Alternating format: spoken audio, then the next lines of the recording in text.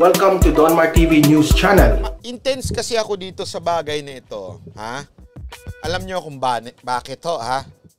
Kasi ho, nung 2016 na ako'y sumuporta sa isang Pangulong Duterte, hindi ako sumigaw dahil cool ang maging Duterte supporter. Hindi. Ay lahat, buong buo namin, ibinigay ang suporta namin kay Pangulong Duterte. Ano ibig ko sabihin ng buong buo? Negosyo namin, bumagsak. Ano yung negosyo ko, Mocha Girls? Nawalan kami ng sponsor, nawalan kami ng show, nagkampanya kami ng walang bayad, nasira ang aming karir. Bakit? Humina kami nun eh. Kasi hindi sikat si Pangulong Duterte nun. Remember, he is a nobody when President Duterte is starting. Bago pa siya tumakbo, he was nobody noon. No one is supporting. Iilan lang talaga. Yung mga taga Davao. Kaya nga magkakakilala kami. We know, we started sa talagang zero. And sumugal lahat kami. Sila Jimmy Bondok, yung mga masasabi nating sila, basta lahat to, yung mga sumusuporta, sila Robin, sumugalo kami noon kay Pangulong Duterte. Alam namin. Because we know the story of President Rodrigo Duterte. We know him. We know him as the Davaoeños know President Rodrigo Duterte. At nakilala pa namin siya nung nakasama namin siya. Kaya nga ganito kami ka-intense. And that's why we are so proud to say that we are really a Duterte, a diehard Duterte supporter. Because we know kung sino yung pinaglalaban namin. Alam namin yun. At sinugal namin ang buong negosyo namin. Nawalan kami ng trabaho nun. Nawalan ng trabaho si Mocha nun. Naghirap kami nun. Without any payment. Tandaan nyo yan. At to the point niya na nawalan ng trabaho si Mocha nung pumasok sa dyan. Bakit? Nabati ko siya ng todo. That's why we support the President kasi kilala namin siya. That's why ganito ako ka-intense in terms of 2022. Why? Ayaw kong masira ang sinimulan na maganda ni Pangulong Duterte. Ngayon, kung gusto mong masira ang sinimulan ni Pangulong Duterte, ay bumoto ka according sa sikat. Yun lang sa akin. Kaya ano ako dito, intense ako pagdating mo sa pagpili ng susunod na Pangulo. Hindi ko to lalaruin. Tandaan nyo, 6 na taon na nakasalalay na naman sa bansang Pilipinas. Imagine nyo to Imagine nyo to. Makinig kayo na mabuti. I will explain it to you. Very precisely. Ito isipin mo, yung mga nakipaglaban para sa Pangulong Duterte noong 2016. Kung hindi sila 2015 pa lang, kung hindi sila lumaban at pinagpatayan sa kampanya itong si Pangulong Duterte, at hindi nanalo si Pangulong Duterte at nanalo si Mar Rojas, isipin mo, tas dumaan tayo sa pandemya. Anong mangyayari sa bayan natin? Tanungin ko kayo. Isipin mo, ang presidente natin ngayon si Mar Rojas. Bakit? Yung mga hindi nakipagpatayan nun para kay Pangulong Duterte at hindi tumayo. Anong nangyari? Tanungin ko kayo. Baka wala nangyari sa atin ngayon. Baka lumubog na tayo. Nang todo-todo. Mantakin mo, yun nga lang Yolanda, hindi na ayos ilagay mo pa si Mar Rojas sa buong Pilipinas handle na yung pandemic. Ayun lang ang sa akin. Ang akin lang, ito, mag-isip kayo.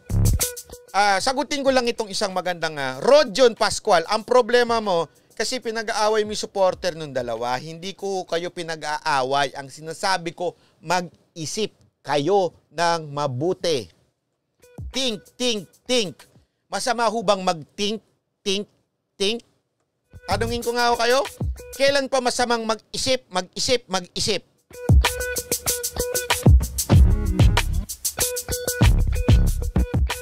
As early as now, do your research. If you really believe in your candidate, do your research as early as now. List the accomplishment they have. List their stand on their policies. List it. If you're serious. Why? That's what we did. 2016. Alam namin ang lahat. Okay? Kayo, alam nyo lahat ang stand ni Pangulong Duterte. Ito gusto niya, ito gusto niya, ito gusto niya. Ay, gusto ko tong pangulo na ito, ipaglalaban ko ito. Ay, ang tanong, itong susunod bang pangulo natin, alam nyo ang stand nila? Eh kung dahil lang sa apelido nila, kaya nyo sila ikakampanya. Delicate yan, Brad. Kababawan ang tawag dyan.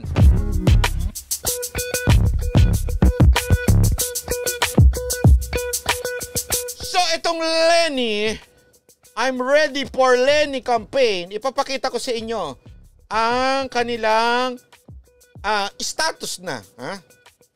Oh, ayan na, sa ngayon. Sa ngayon, oh, ayan ha, live ito, live to sa internet ngayon ha. I-refresh natin. Ayan. Sa ngayon, meron 6,648.49 na nag-sign.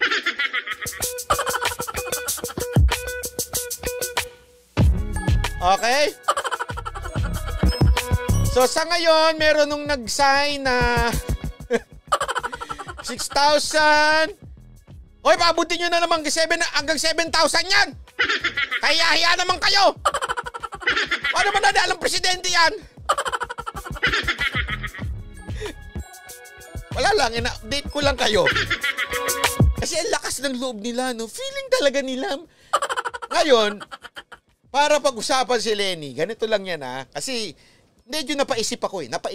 Kasi baka mamaya pag naglaban si BBM, si Sara Duterte, at naglaban si Manny Pacquiao, baka manalo si Lenny Robredo. Parang malabo pa rin eh. Sa totoo lang ha, parang malabo pa rin.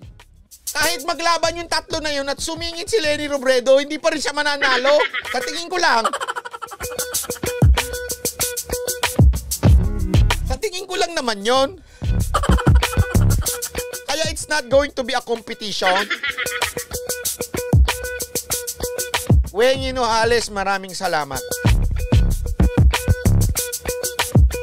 Boss, yung kay Inday Sara, anong kay... Ay, wala, hindi ko alam yun eh. Sorry, hindi ko alam. Ito lang yung ano. Nakita ko kasi ito sa, sa Twitter.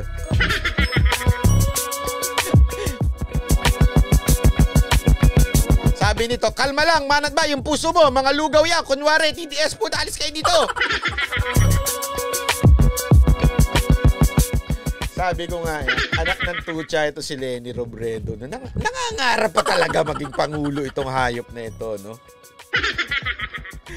Ran, Sarah Ran, ready na po ang song. Email nyo, please, ready for distribution. Nasa email mo na. Oy, thank you very much, Archie Dairocas, ha.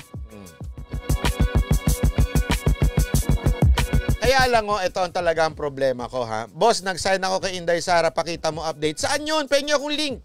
Pengi akong link, Diego Latigo, para tingnan natin kung ano yung... Pakipahingi ako ng link, ha. Tingnan natin kung saan yun, ha. I-click natin yun, ha. Alam mo, sabi ko nga di ba, ganito sila. Tapos may pa-trending pa sila sa Twitter. Twitter trending, tapos pag dinala nila change.org, 6,600 lang. Sakit sa bank. Eto, 6,600 na yan, ha. Baka kalati niyan, hindi pa rehistrado, eh. Diba? Sorry pero totoo Sabi ko nga ano ba yan? Hindi mo lang umabot ng... Anyway, yun lamang po ang aking gustong sabihin sa inyo. Wag ko kayo magagalit Alam nyo, wag ko kayo magagalit mga kababayan Ako, ito lang. Sana mag-improve na tayo, magkaroon na tayo ng mature thinking in terms of alam mo, naiiyak ako, nalulungkot ako na yung mga kababayan natin patuloy na naghihirap. Yung mga kababayan natin patuloy na nagdudusa. Tapos biglang ang iboboto yung mga senador na sumasayaw lang. Sakit sa bangso sa totoo lang. Sabi ko, minsan kasalanan din natin. Hindi ko masisi yung mga kababayan natin na bumuboto ng mga senador, mga mayor na walang kwenta dahil nakakatanggap ng 500, 1,000. Kasi gutom talaga sila. Pero at the same time, pagka nagkakaproblema dun sa lugar nila, parang gusto kong sabihin, kasi kayo, kasalanan din yun naman eh. Zolising, Tansiklaway na yata sa Tok-Tok Banat by Pakuleto, calm down. Though I agree on you. God bless you more. Salamat po. Di ba ho, yun lang ang sa akin na parang sabi ko nga kung hindi tayo magiging matured sa pagboto sa mga kandidato natin, you deserve it. Yun lang. Kung ano yung, hindi ho ba kayo nalulungkot? Ito mga kababayan ko na nasa ibang bansa, makinig kayo ng mabuti. Jobber the Good Book, ingat po kayo ibang vlogger kasi iba kunwari DS pero kinakampanya madaming fake na DDS. Correct, ingat po. Tama ako kayo. Mamaya i-discuss natin yan. Ito mga kababayan ko, hindi ho ba kayo nalulungkot? Lalo na yung mga nasa ibang bansa. Na ang ganda ng bansa na tinitirhan ninyo habang ang talagang tunay na bansa nyo ay nagpapatuloy na nagiging bulok. Hindi ho ba kayo nalulungkot? Di ba?